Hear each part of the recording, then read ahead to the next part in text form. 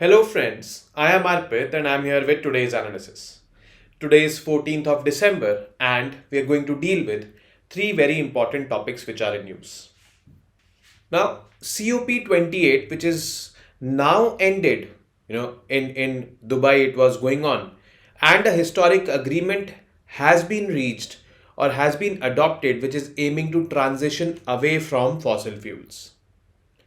Now, it was a very tough deal to be adopted because the language of this deal initially was phasing out of fossil fuels.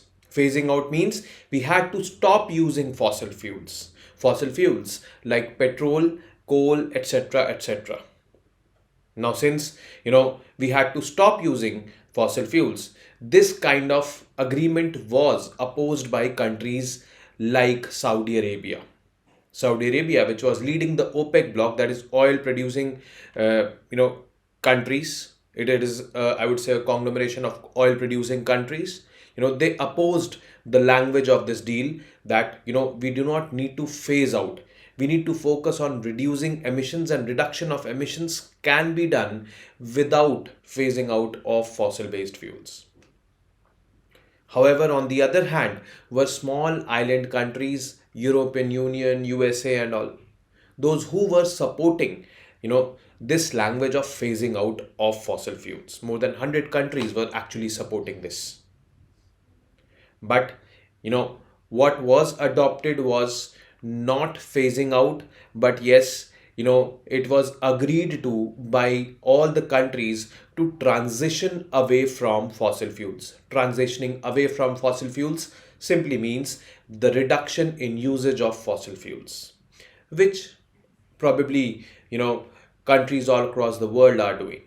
Now, in yesterday's video, we talked about the FAME scheme, in which we were talking about you know adopting more and more EVs. So India is also doing this. Countries all across the world are focusing on this.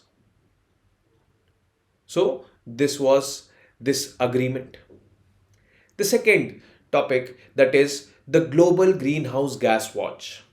Now, the World Meteorological Organization, which is a specialized agency under United Nations and is responsible for, all the things or all the conferences happening for climate change or hydrological surveys and all, anything of these sorts, WMO takes it.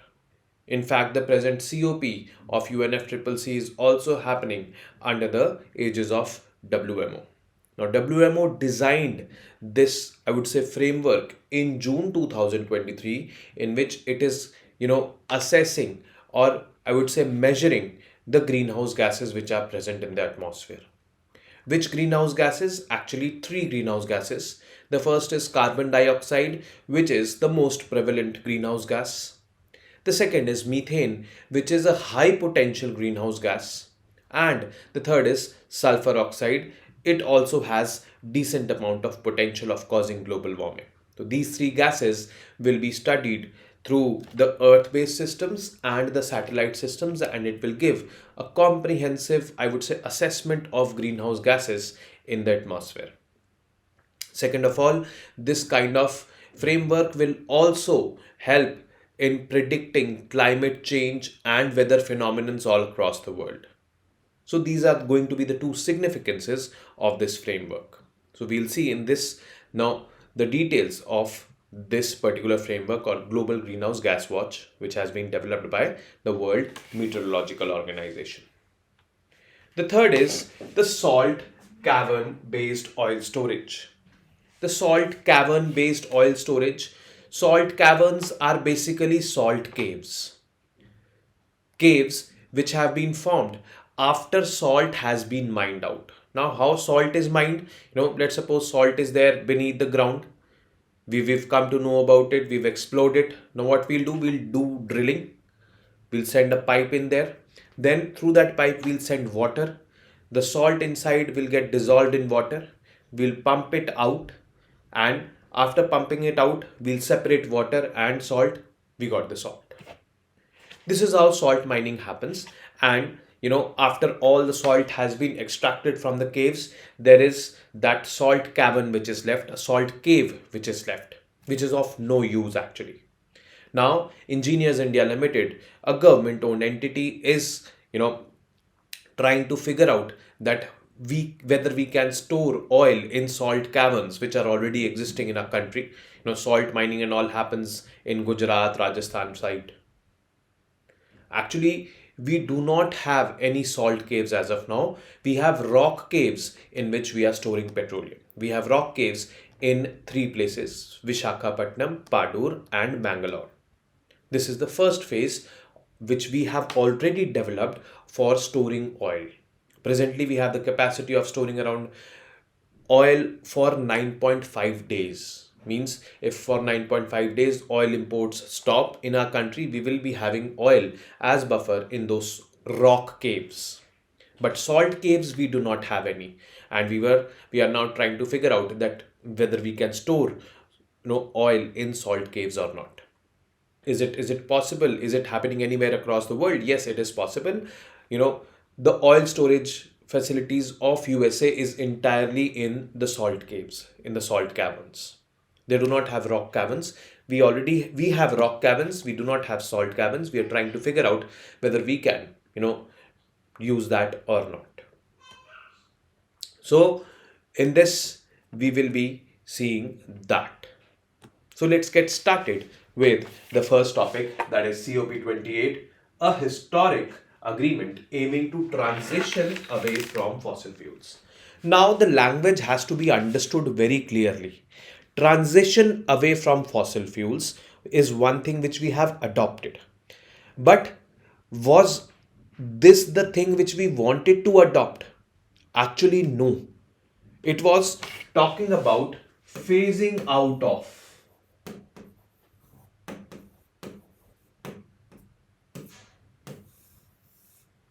Phasing out means completely, we will stop using fossil fuels. Fossil fuels like petroleum based fuels like petrol, diesel and all. And coal, natural gas, all these are called as fossil fuels. Now, is it actually feasible? It is not feasible for countries like India and other developing and underdeveloped countries because they depend on these fuels. Their economy runs on these fuels. If I talk about India, around 55% of electricity generation in India still happens by coal. Although that is reducing year by year. If I would have talked, 10 years ago from now, means if we were living in 2013-14, at that time, India produced around 70% of its electricity, more than 70% of its electricity by burning coal. Now we have reduced it to 55%, but we cannot dream of phasing it out right now because we need that energy. We need development to happen. Similarly, countries who are producing oil also were not in favor of phasing out. Countries like Saudi Arabia were very vocally criticizing this pact of phasing out, petroleum or phasing out fossil fuels. Their economy runs by selling that fuels. So these two blocks were not in favor of phasing out. Who were in favor of phasing out? The developed countries. Because the developed countries, they have developed the technology also, alternate technology of, producing electricity or, energy resources by alternate fuels apart from fossil fuels. The small island countries, the small island developing states or small island countries are those countries which are most vulnerable due to climate change. They are at this threat of being submerged. They were also in favor of fossil fuels being phased out. But due to stiff opposition, this pact met from especially oil producing countries like Saudi Arabia. The language was changed and the new language was transitioning away from fossil fuels. Every country should strive to minimize the use of fossil fuels and, use alternate forms of fuels. That is what was adopted. Representatives from nearly 200 countries agreed to COP28 climate summit on Wednesday to begin reducing global consumption of fossil fuels. And if we begin reducing the global consumption of fossil fuels, then only we will transition away from fossil fuels. The deal struck in Dubai after 2 weeks of hard-fought negotiations, and was meant to send a powerful message to investors and policymakers that the world is united in its desire to break with fossil fuels, something which scientists say is the last best hope to stave off climate catastrophe. Now, the scientists actually say that you stop using fossil fuels, we will be saving ourselves from the deadly impacts of climate change. And that is why, or that became the inspiration for phasing out fossil fuels. But unfortunately, that was not adopted. Transitioning away from fossil fuels has been adopted. Now, the background, negotiators at the COP28 climate meeting in Dubai were all set to endorse a new climate deal after some key provisions on fossil fuel phase out were changed. Now, Saudi Arabia and OPEC opposed this phase out of fossil fuels. They said that no phasing out of fossil fuels should happen. If you want to tackle global warming or climate change, that should be tackled by emission reduction.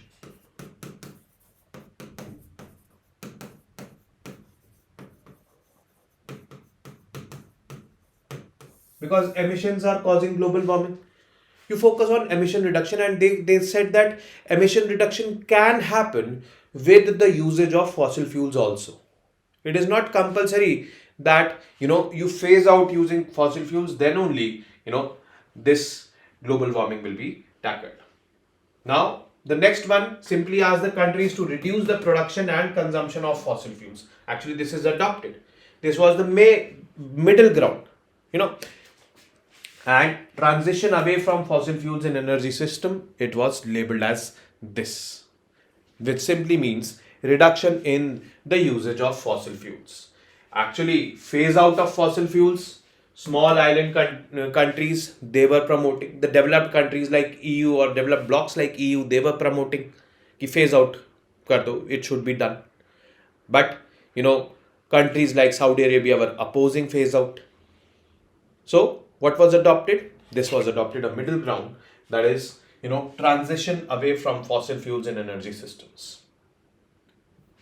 Obviously, this middle ground was also not liked by the small island states. They said that this is something which is superficial in nature. This is something which is already happening. But what we need is a very strong language and a very strong deal which aims at phasing out fossil fuels. And this is what the scientists also say. Now, the deal, more than 100 countries had lobbied hard for strong language in the COP28 agreement to phase out oil. Means more than 100 countries were in favor of phasing out oil. And, they came from a powerful opposition from Saudi Arabia-led oil producer group OPEC, which said the world can cut emissions without shunning specific fuels.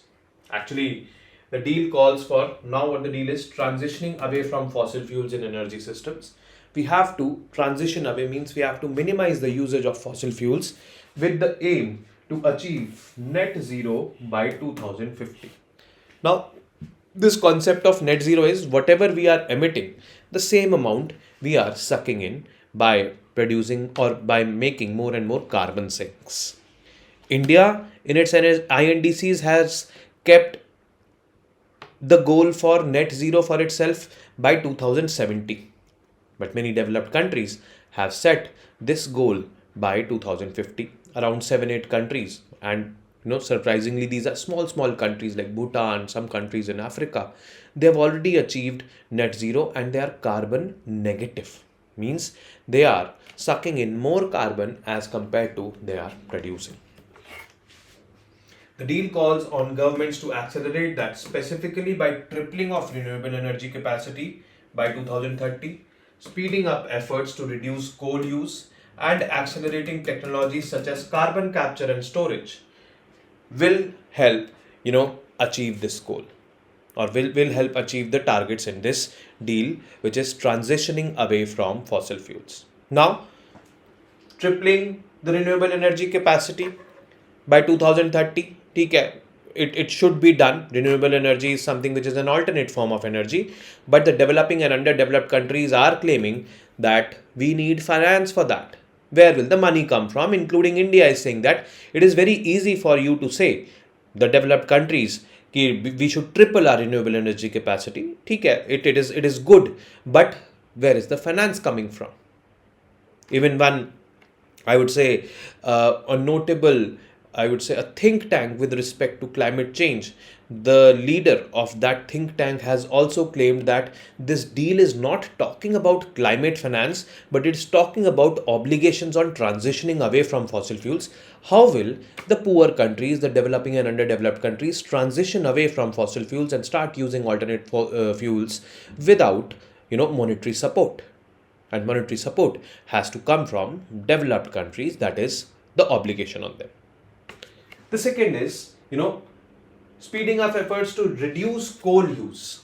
Now, India and China, surprisingly, were on the same page during the COP28 when there were increasing obligations on countries like India and China to reduce usage of coal. There were obligations to stop, constructing any new coal based fire plants or coal based power plants, which India and China both rejected because we need them right now. We don't have the money to invest in renewable energy that much. We need development right now. We need to become a developed country also by 2047. And for that, we'll need to do some emissions. So that actually was opposed by India and China both. And, this was also accepted that okay, there are no obligations or there are no restrictions on opening new coal-based power plants. Then accelerating technologies such as carbon capture and storage. Carbon capture and storage is basically you capture the carbon in the atmosphere, take it down inside the ground, and you store it. And once you store it, it under I would say ambient pressure and circumstances, this can become or can convert into useful resources for the future generations like coal or diamonds or any other carbon based I would say elements. That carbon capture and utilization is this technology is very expensive right now. The Niti Aayog in India has been talking about adopting this technology in phases. Although India has not yet started at full scale with this technology is available with the developed countries. The phenomenon is also known as carbon sequestration, according to which the carbon in the atmosphere is captured, it is stored underground, and in presence of pressure and required temperature, it over the years converts into various carbon allotropes or various elements or various carbon based elements, we can say. Now, who said what about this deal? That is important to get the context of this deal right. Now, COP28 President Sultan Al Jaber. We are what we do, not what we say. Very rightly said. He told the crowded plenary at the summit, we must take the steps necessary to turn this agreement into tangible actions. Very simple. He said that, we've not adopted phasing out of fossil fuels. We've adopted, transitioning away from fossil fuels. This is the deal that was signed. Now, transitioning away, how much we are transitioning away will all be, assessed by our actions after it. That is why he's saying that we are what we do, not what we say. So we have said that we will be transitioning away, but let's see how much we transition away. Norway's foreign minister, Norway, one of the most developed countries, he said that it is the first time that the world unites around such a clear text on the need to transition away from fossil fuels. Actually, in UNFCCC, fossil fuels reduction or fossil fuels, a transition away from fossil fuels has been talked about for the very first time in COP28. And, we were aiming to phase out fossil fuels, when we were first time talking about it, but that was not possible. That did not become a reality. This became a reality transitioning away, and that is why he's talking about this. Then USA's climate envoy. This is a moment where multilateralism has actually come together and people have taken individual interests and attempted to define the common good. Actually, phasing out not accepted. The small island developing countries, the developed countries of the world, they were claiming phase out, but a middle ground has reached where everyone has agreed. More than 200 countries and parties to this COP of 28 of UNFCCC have agreed of, I would say, transitioning away. So this is, I would say, a remarkable victory and a testament to the fact that multilateralism wins over here. Now, lead negotiator for alliance of small island states. Now, obviously, small island states not happy with transitioning away. They wanted phasing out of it, phasing out of fossil fuels. What did she say? Anne Rasmussen was her name. We have made an incremental advancement over business as usual.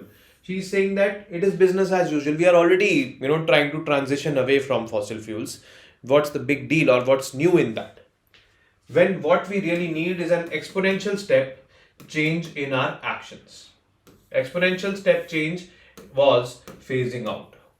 So clearly, she is expressing displeasure. Now, Danish Minister for Climate and Energy, again, Denmark, one of the most developed countries of the world. We are standing here in an oil country, that is UAE, surrounded by oil countries, Saudi Arabia, Oman, Qatar and all. And we made the decision saying, let's move away from oil and gas. That is remarkable. And everyone agreed to that. Then China's Vice Environment Minister. Developed countries have unshrinkable historical responsibilities for climate change. So, developed countries have more responsibilities for climate change. What he wanted to hint was climate finance should come from the developed countries to the developing countries and underdeveloped countries. So, this is what the deal was all about. Majorly, you have to have this understanding with you that phasing out, not adopted, transitioning away, adopted. Who was happy, who was unhappy, you have to know that. The next is Global Greenhouse Gas Watch. Now, the World Meteorological Congress has approved a new greenhouse gas monitoring initiative called Greenhouse Gas Watch, GGW. This World Meteorological Congress is basically the assembly of World Meteorological Organization. Now, what is GGW, Greenhouse Gas Watch? It is a new greenhouse gas monitoring initiative of the World Meteorological Organization. GGW will fill critical information gaps, providing an integrated operational framework under all space-based and surface-based observing systems under one roof. Means we are already assessing. Some systems are there on the space, in the space above, which are monitoring greenhouse gases, and some systems are there on the surface or on the Earth's surface, which are monitoring. So in this global greenhouse gas watch, it is accommodating both space-based systems which are already monitoring and the surface-based system which are already monitoring.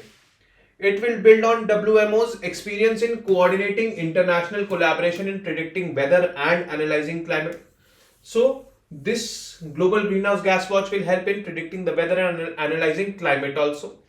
GGW predicts a top-down approach to the flux evaluation, which builds on existing capabilities in surface and space-based observations. The surface and space-based observation both will be done to give accurate results, that which greenhouse gases are present in what quantity.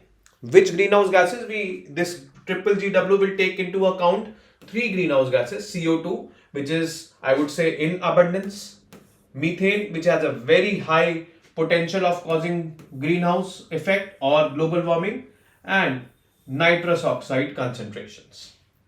These 3 greenhouse gases will be under consideration. Prior estimates of the GHG emissions based on the activity data and process-based models will be done. Global high-resolution Earth system models will be created, and data assimilation systems combining observations with model calculations will also be adopted. So these are the 4 components which are going to be of GGW. 1. Assessment of these 3 greenhouse gases. 2. Prior estimates of the greenhouse gas emissions based on the activity data. Now let's suppose in a country there are multiple industries. Now prior estimates can be done. Achha, these many industries are there. So these are the estimated emissions which will happen from your country. Then global high resolution Earth system models. High resolution Earth system models means we can create models and we can show to the world, achha, if we reduce emissions, this is going to happen. If we reduce emissions, this is going to happen. If we increase emissions, this is going to happen. These kind of things or these kind of systems are called as models, which will be created. And data assimilation systems, where data gets assimilated from various sources and a final output is derived, which is considered to be more accurate and more precise. Now we should know about WMO also, World Meteorological Organization, which happens to be a specialized agency under United Nations, which is responsible for all, things related to climate change, hydrological systems, and such like. In fact, the present UNFCCC's COP28, which just got concluded, was also happening under the aegis of WMO. So, let's look into the details of WMO. It is a specialized agency of United Nations. It is UN system's authoritative voice on the state and behavior of Earth's atmosphere. When it was formed in 1873, and that time it was known as International Meteorological Organization. But since 1950, it is known as World Meteorological Organization, and it is 1950 when it became the specialized agency of the United Nations for meteorology, weather and climate, operational hydrology, and related geophysical sciences. Headquarters, Geneva, Switzerland. Currently, 187 member countries are part of it. India is also part of it. So, it is like this. Then, the third news piece, that is salt cavern based oil storage. Salt cavern means salt caves. Salt caves from which the salt has already been extracted. Those are lying vacant, idle, of no use. What if we store crude oil in that? What if we import crude oil and store in that? A good idea, a noble idea, because you never know. Imports can stop, or geopolitical tensions with countries like China can also lead to stoppage of crude oil to India. We've all heard about string of pearls policy of China, through which China has surrounded India. So it is always better to secure yourself. The salt cavern based oil storage, there's one entity named as Engineers India Limited. That entity is based in New Delhi. It is discovering the possibilities of storing oil in salt caverns, because it is going to be the first time in India that oil is going to be stored in salt caverns. However, countries like USA, all the storage of USA is in salt caverns. So this simply means that India is not going to be the first country to store oil in salt caverns. There are already countries like USA existing which are doing this. But yes, in India, for the first time, we are going to store oil in salt caverns. In India, do we store oil in any other caverns or caves? Yes, we do. We do store oil in rock caverns. Rock caverns are basically man-made, caves in beneath the earth, means underground they are covered by rock. And at 3 places we have made, rock caverns: Vishakhapatnam, Padur, and Mangalore. This was the phase 1 of rock caverns, and countries like Saudi Arabia has helped us in creating these caves. The phase 2 is also ongoing of rock based caverns. So we will look into the phase 1, phase 2 here.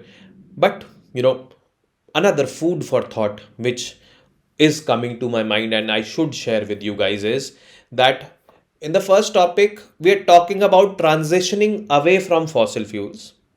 Here, we are talking about creating strategic reserves for storing petroleum, that is, salt cavern, rock cavern. So, these are topics which are poles apart, but yes, the reality is that we need them. We need to conserve the climate also, due to which we are talking about transitioning away, and we need to secure our energy demands as well. So that is how you need to be thinking also. Now, salt cavern based oil storage. Government owned engineering consultancy firm Engineers India Limited is studying the prospects and feasibility of developing salt cavern based strategic oil reserves in Rajasthan. If the idea comes to fruition, India could get its first salt cavern based oil storage facility. This is in line with the government's objective of increasing the country's strategic oil storage capacity. Now, we have this objective of increasing strategic oil storage capacity, and on the other hand, globally, we are talking about reducing the consumption of oil. Now, what is salt cavern based storage? Underground storage caverns are used to store very large quantities of unrefined petroleum and natural gas. These underground caverns are cavities that have been mined out. Now, what is the scenario? Let's suppose this is a place in Rajasthan. We're talking about creating oil reserves in Rajasthan in the soil caverns. And in Rajasthan, we've come to know that this is salt. Okay. Now, what I'll do to mine this salt, I will drill a hole and a pipe will go there. Now, when this pipe reaches over here, the pipe cannot suck in the salt right away. I'll send water through this pipe inside. This water will get dissolved with the salt. Then I will pull out this solution, the brine solution of water and salt, and once I take it out, water plus salt, I will do that process which will refine, which will separate salt and water, and that is how I get salt from there. Now what has happened is, this salt reserves have been exhausted. This mechanism, the pipe and all, is already existing, and here we are talking about storing oil. Those are salt cavern based oil storage systems. Now, approximately 7% of the underground natural gas storage capacity is in salt caverns. Salt caverns are developed by the process of solution mining. I told you solution mining, what solution mining was, which involves pumping water into geological formations with large salt deposits to dissolve the salt and then take it out. Now, one more, I would say, advantage is there. This pipe and all is already there. The reserves are exhausted, salt reserves are exhausted, but pipe and all are already there. So, storing oil would be easy over here, because through those pipes oil can be transferred over here, and through those pipes only oil can be pumped out. So easy it is because of the already existing this kind of infrastructure, we can say. Now, salt cavern based storage versus rock cavern based storage. In India, we have this present at 3 places. We are talking about this. This is presently not present in India, but what is the difference we should know. Rock caverns are large man-made spaces in the rock. In comparison to rock caverns, salt caverns are considered cheaper and less labor and cost intensive. Salt cavern based oil storage facilities are also naturally well sealed and engineered for rapid injection and extraction of oil, because I told you the pipelines and all are already there. So they are a naturally, natural fit, we can say. The entire Strategic Petroleum Reserve Program of United States is, has so far been based on salt cavern based storage facilities. In comparison, India's all 3 strategic petroleum reserves are made up of rock caverns. No salt caverns in India are there presently, and this is why Engineers India Limited is exploring the possibilities of having a salt cavern based storage. Now, strategic petroleum reserves in India, as I told you that there are 3 strategic reserves. One is here, Vishakhapatnam, 1.33 million metric ton. Then the second is Mangalore, 1.5 million metric ton. And the third is Padur in Karnataka, that is 2.5 million metric ton. This is phase 1. Phase 2 is coming up. Strategic Petroleum Reserves phase 2 is coming up. The phase 2 is coming up in Chandikhol in Odisha, 4 million metric tons. And Padur, where phase 1 is also there, 2.5 million metric ton oil storage can be done additionally over there in Padur. So phase 1 already existing, phase 2 coming up. Salt cavern based, if it happens, it will happen here in Rajasthan. If it is successful, then it can go to Gujarat also in the times to come. Okay. Presently, India has,